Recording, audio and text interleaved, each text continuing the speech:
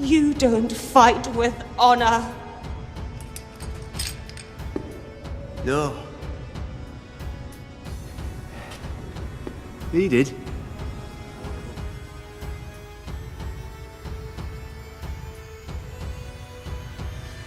A tournament to celebrate your new title, if you accept. Would be good to have you in the field. The competition has become a bit stale. I don't fight in tournaments. No?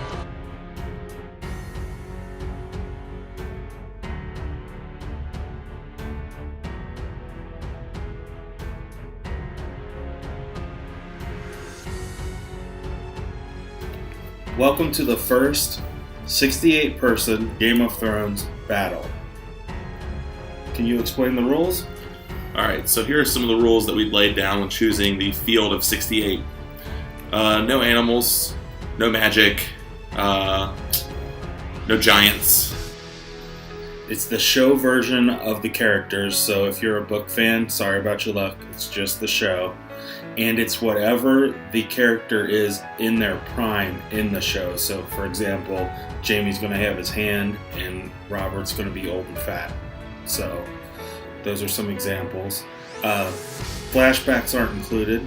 So, no Arthur Dayne, no Rhaegar Targaryen, no young Ned. Yes, we're all mourning the lack of Arthur Dayne. Sort of the mourning.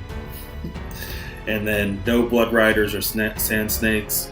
They're just, first of all, the Sand Snakes plot in the show was just so bad that we just didn't want to include it or acknowledge it. So, with that being said, let's get on with it. We had a selection committee of 3 total people: Pat, myself, and no one. And we sat around and did a list of 75 or so characters, and then we narrowed it down to a field of 68. We spent a significant amount of time ranking yes, we did. ranking the characters, and then we put them in a actual NCAA style 68-man bracket, including the first 4, including locations for the pods and the regional locations, which we'll go right into. We're going to do this exactly like the NCAA Selection Sunday show. So let's start with the number 1 overall selection and the bracket that he is in. That is the North bracket. The regional will take place in Winterfell. The number 1 overall seed is Jon Snow, former king in the North. Or, if you prefer, Aegon Targaryen. However, we put him as Jon Snow, just because it's been his name throughout most of the show. Yes, and he will face the winner of our first play-in game, which is Lancel Lannister and Viserys Targaryen, his uncle. Lancel, it's going to be debatable on what is his prime. Is it when he is early on, when he actually fights in the Blackwater Bay, or is it when he joins the...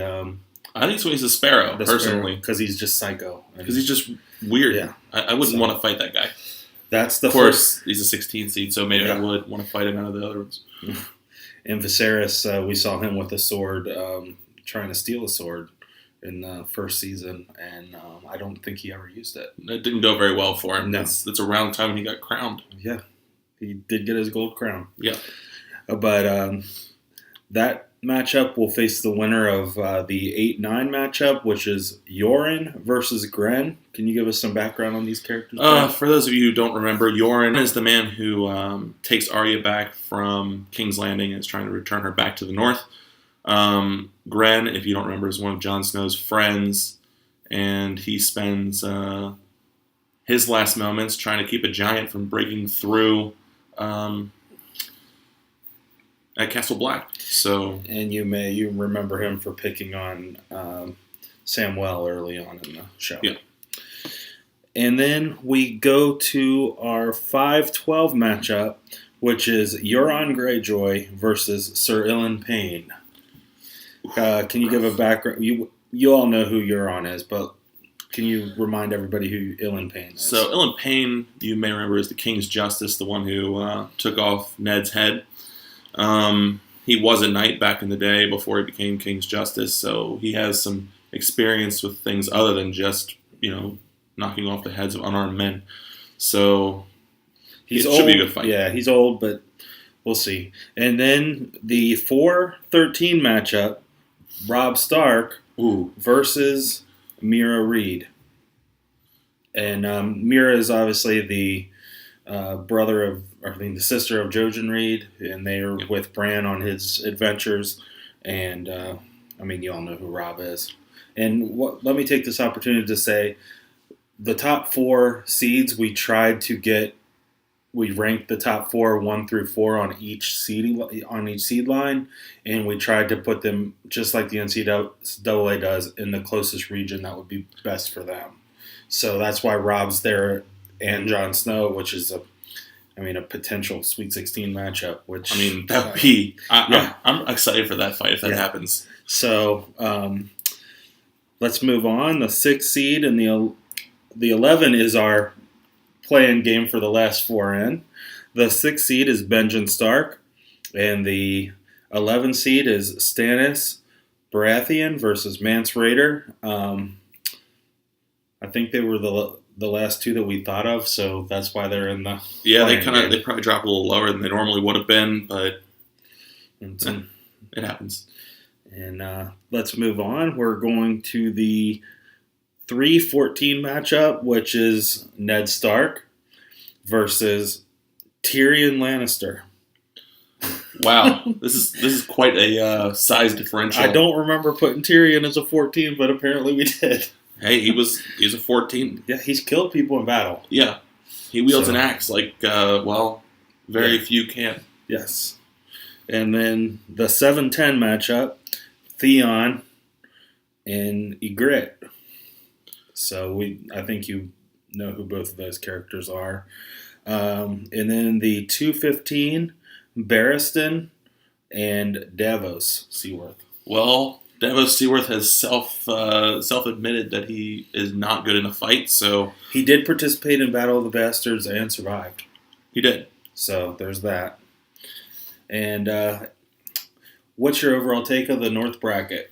Honestly, I feel like the North's relatively strong. It looks like there's a lot of people will be fighting on their home territory because really, when you're separated out that way, just a lot of people don't want to fight in the North, and a few people do want to fight in the North, so why not? We talked about that Sweet 16 potential matchup of Jon versus Robb, and I have Jon coming out on that, and actually Jon coming out of the whole bracket as a Final Four candidate. What do you think? When I completed my Final Four, I also had Jon making it through. Actually, mine looks a lot like yours. Jon Barristan the Bold. I think that Barristan-Ned Sweet 16 matchup could be good, though. I could see that going either way, especially with Ned having ice. Yeah. Man, that sword is weapons huge. are allowed, by the way. The weapons are allowed, animals are not. So, obviously, the Starks aren't going to have their dire wolves, and Daenerys isn't even part of this because without dragons, she's irrelevant. So, let's move down to the Essos bracket because that's who the winner of the North will face.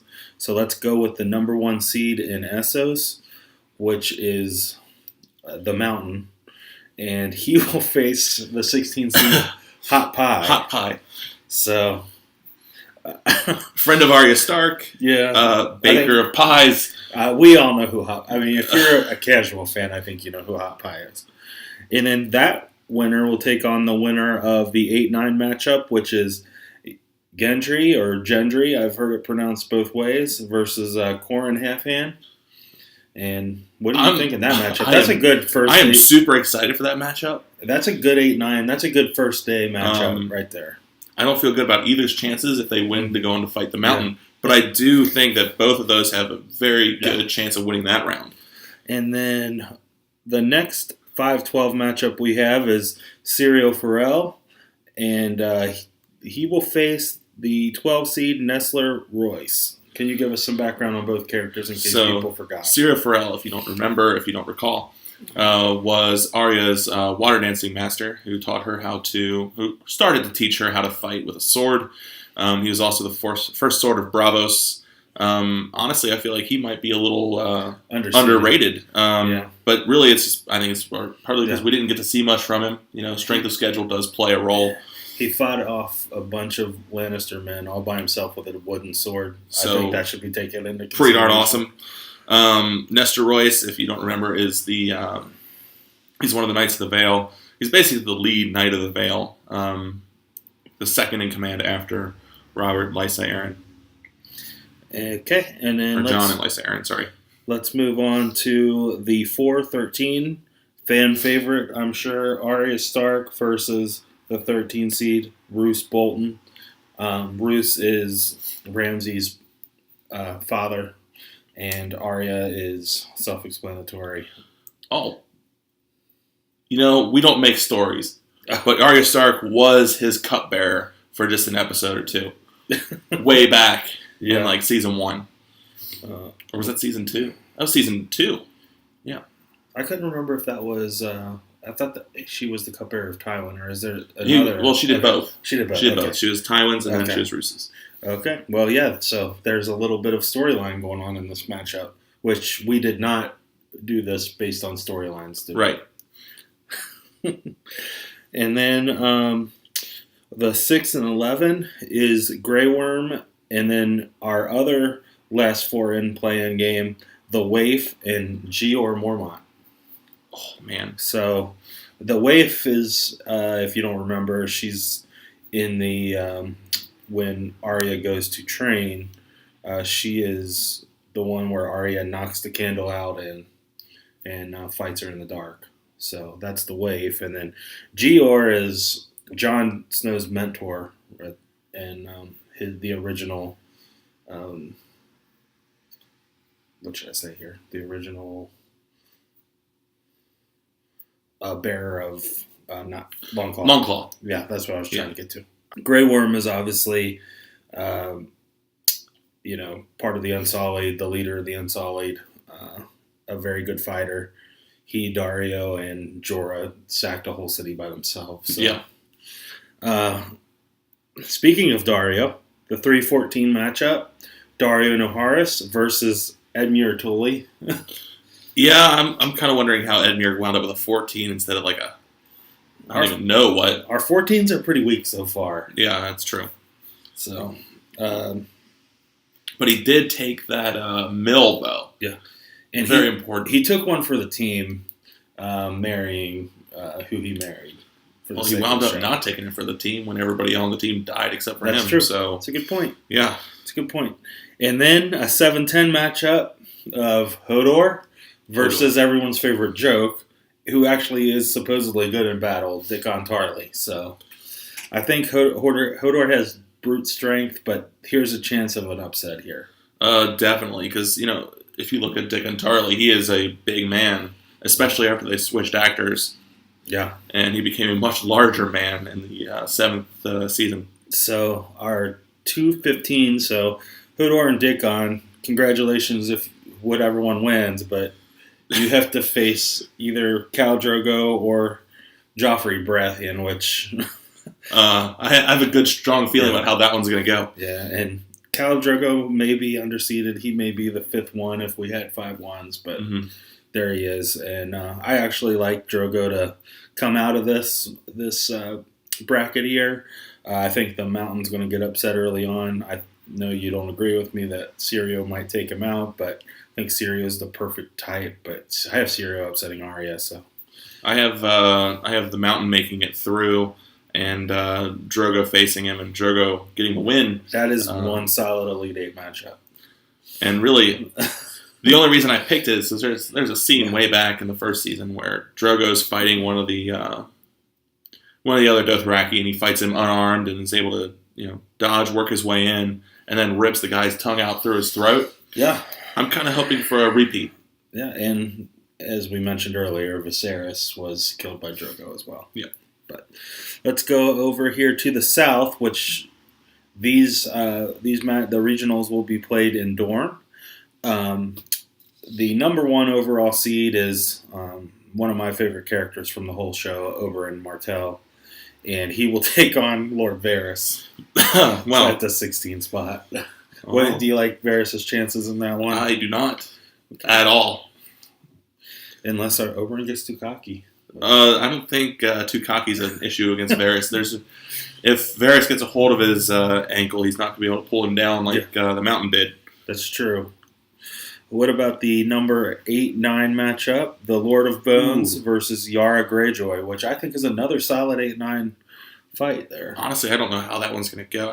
I think I picked Yara, but it was basically a coin flip.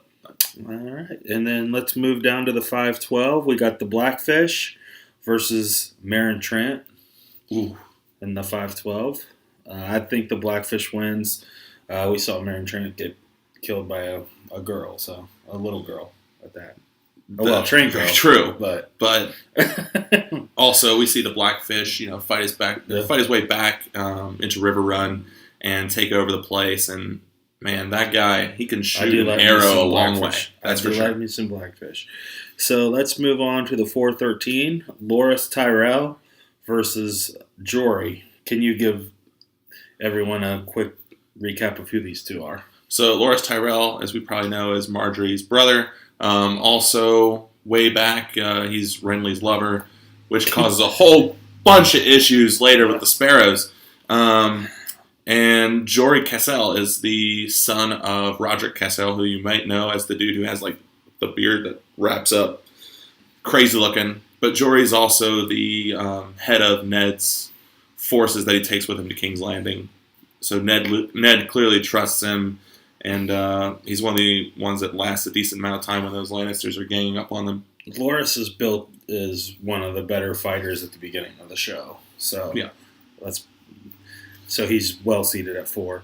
And then we have the 6 seed Alistair Thorne versus the 11 seed Randall Tarley.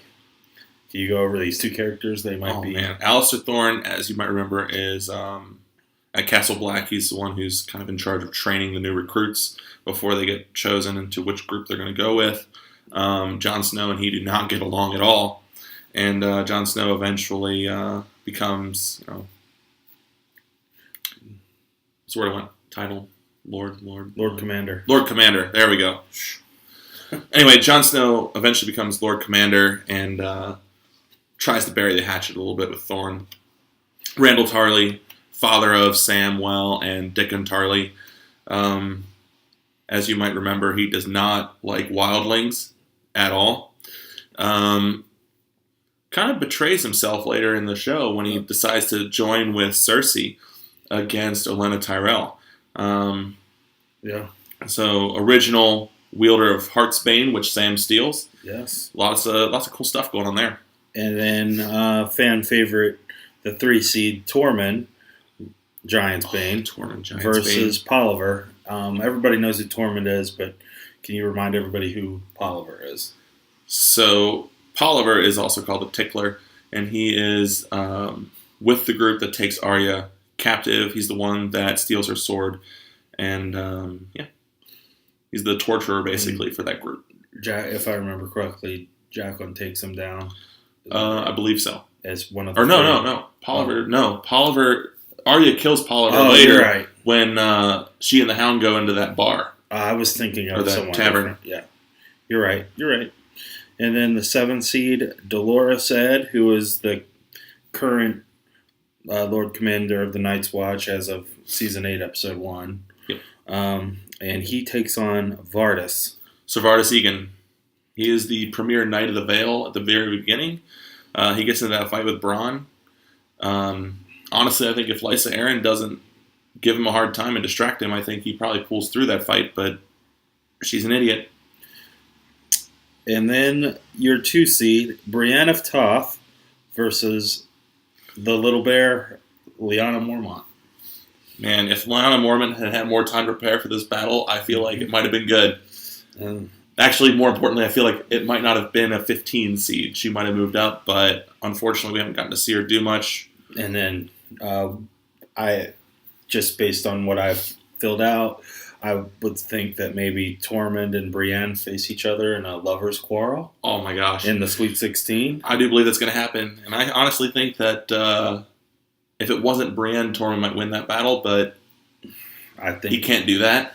Yeah, and I have all 4 seeds holding serve there. And then I have Brienne of Tarth upsetting Oberyn in the Elite Eight. I don't know about you. What do you I have? actually also have Brienne of Tarth upsetting Oberyn. All right. So Mostly based on strength difference. let's move down to the West, which these matches will take place in the regional at Casterly Rock.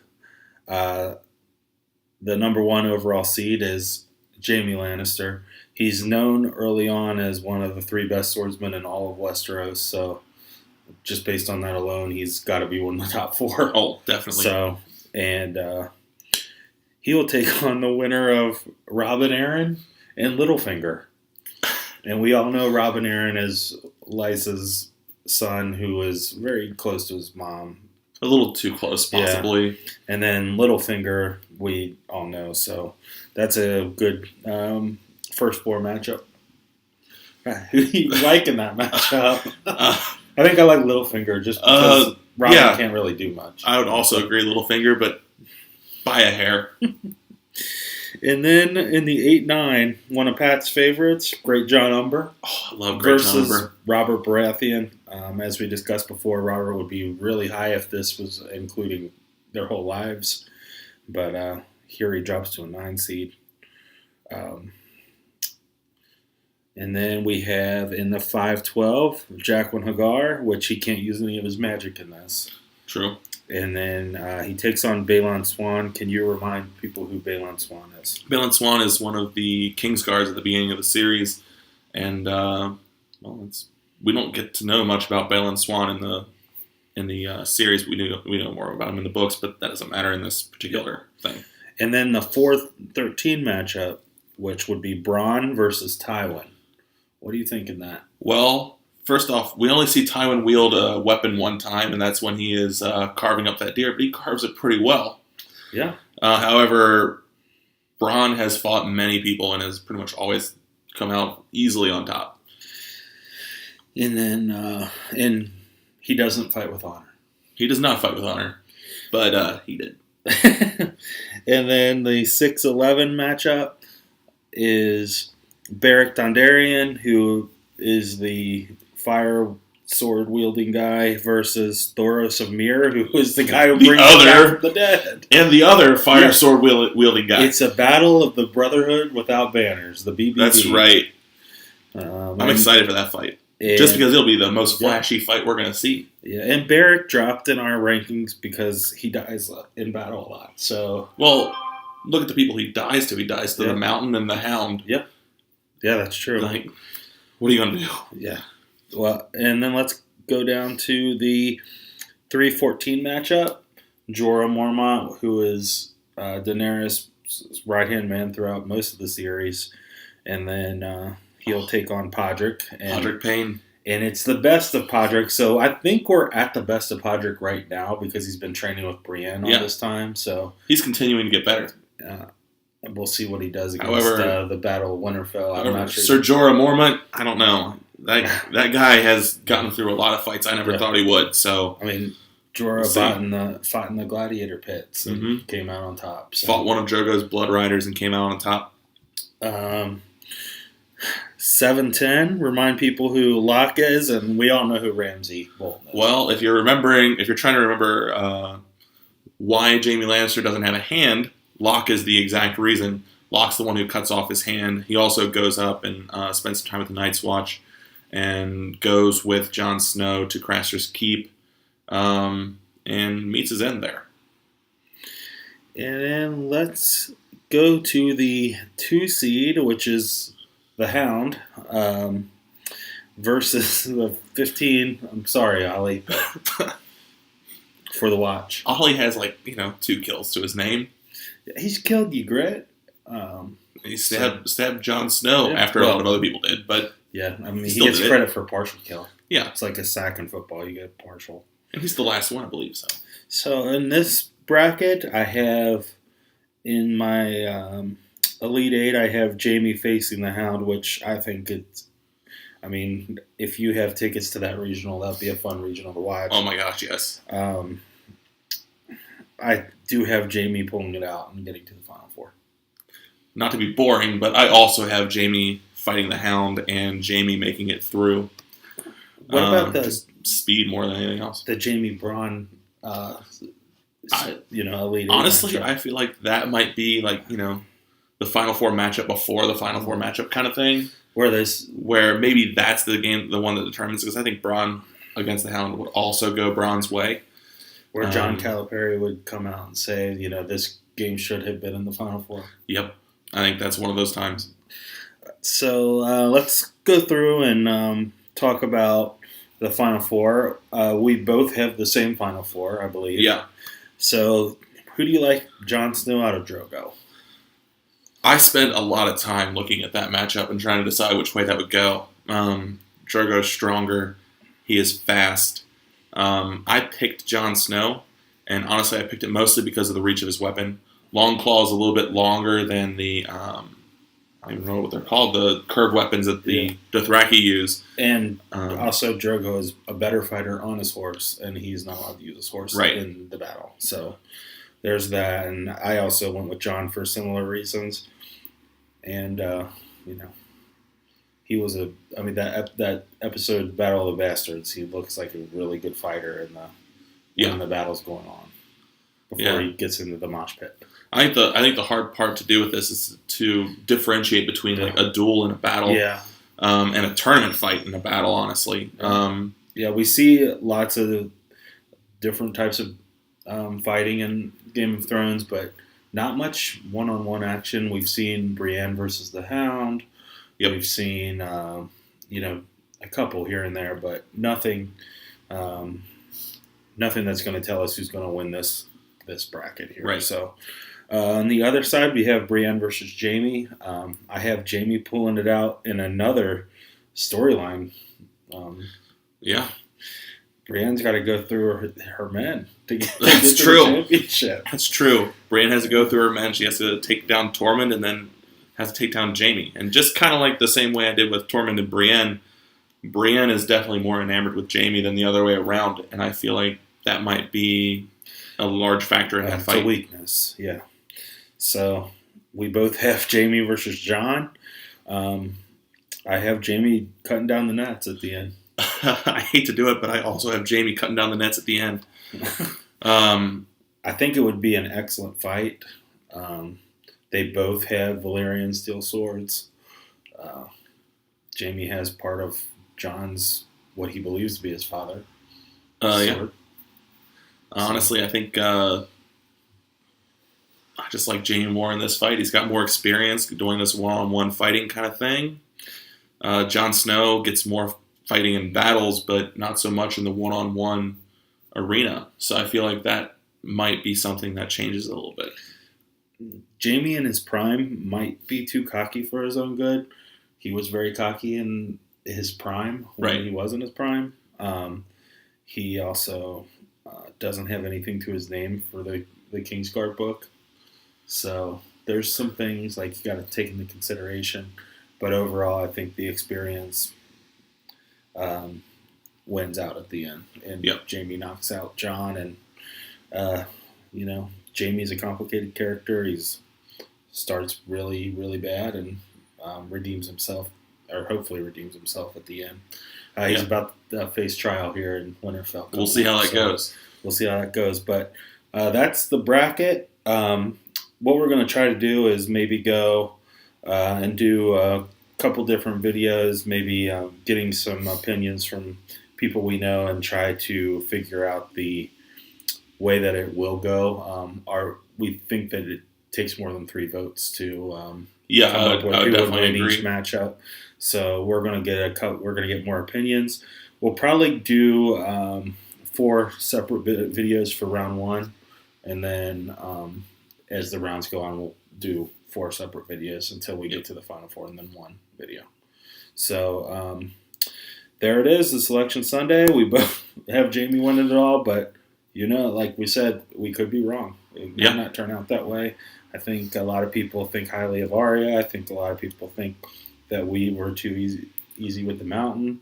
I think. That's when I was going through doing this bracket, talking through with a few people. They're like, "You really have the Mountain losing to Drogo?" And I'm like, I don't see why you're so shocked about that, but a lot of people were. So The Mountain and the Hound didn't get to fight each other unless it's the championship. So, and I know we would all love to see that. there's too many good warriors in the way. The Hound is afraid of fire in his prime, so Yep. That might come into play in one of these battles. But other than that, Especially if somehow Beric Dondarrion beats Jorah or Thoros Amir beats Jorah, then he's definitely seeing fire. yeah, But he did come out. He did get over that when fighting Beric before. exactly. So, the final four takes place in King's Landing, and then we kind of toyed with the winner going up against the Night King at the end. And then we just don't know how the Night King fights. We have no clue. He can throw a spear though. Yeah, I can't imagine he's a bad swordsman though. But I mean, he's had a lot of time to practice. the White Walkers are really good. So Yeah. if the White Walkers are really good, He's got to be the best of them, right? other than that, this is us signing off. I guess Samwell didn't make the cut, or did he make the He was cut? supposed to make the cut. Well, we must have forgotten to put him on there, but he would have been a low Oops. seed anyway. Maybe we kicked him off as a 16. Yeah. Well, there you have it. Signing out. Do we have